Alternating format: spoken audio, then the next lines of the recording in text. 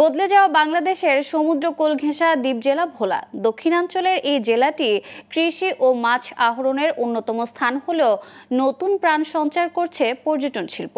ভ্রমণ পিপাসুরা ভোলার চরফ্যাশনকে অ্যাডভেঞ্চার দ্বীপ হিসেবেও বেছে নেন। এর মধ্যে 18 তলার সুউচ্চ জ্যাকব টাওয়ার, বেতুয়া প্রশান্তি পার্ক ও চর কুকরি-মুকরির উল্লেখযোগ্য। ভোলার চরফ্যাশনের পর্যটন সম্ভাবনা নিয়ে শাহরিয়ার বাঁধনের ধারাবাহিক প্রতিবেদনের প্রথম পর্ব ছবি তুলেছেন হুমায়ুন কবির।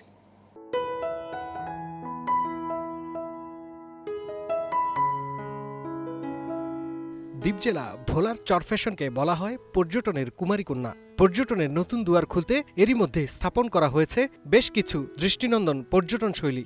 এর মধ্যে শেখ রাসেল শিশু পার্ক, নয়নাভিরাম খাসমহল মসজিদ, শহীদ মিনার চত্বর, বেতুয়া প্রশান্তি পার্ক সহ রয়েছে চর কুকরিমুকরির মতো বেশ কিছু পর্যটন স্পট।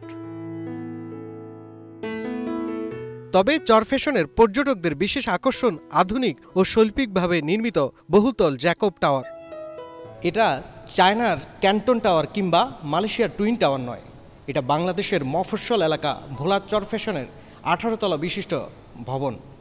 ভবনটি দেখেই বোঝা যায় গত 15 বছরে কেমন করে বদলেছে পুরো বাংলাদেশ এই আওয়ামী লীগ সরকারের হাত ধরে।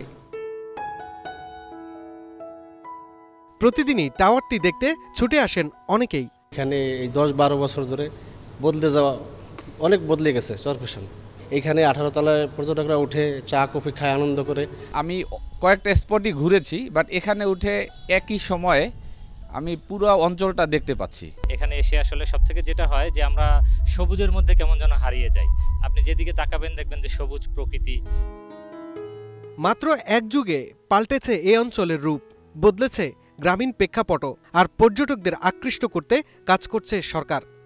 2008-এর আগে এই চরফ্যাশনের 95% সড়ক ছিল কাঁচা, আর এখন 95% সড়ক হচ্ছে পাকা। আমি বিশ্বাস করি এবং আমি খুব গর্ব করে বলতে চাই যে এটা বাংলাদেশের মধ্যে একটি মডেল উপজেলায় আমরা চরফ্যাশনকে আমরা বাস্তবায়ন করেছি, রূপান্তর করেছি, এবং এত সুন্দর আভ্যন্তরিক নেটওয়ার্ক যোগাযোগ, সেটি আমি মনে করি বাংলাদেশের সর্বশ্রেষ্ঠ একটি উপজেলা। পর্যাপ্ত সুযোগ সুবিধা না থাকলেও এরই মধ্যে পর্যটকদের কথা ভেবে সব ধরনের প্রস্তুতিও নিচ্ছে সরকার। ভোলার চরফ্যাশন থেকে শাহরিয়ার বাঁধন, গ্লোবাল টেলিভিশন।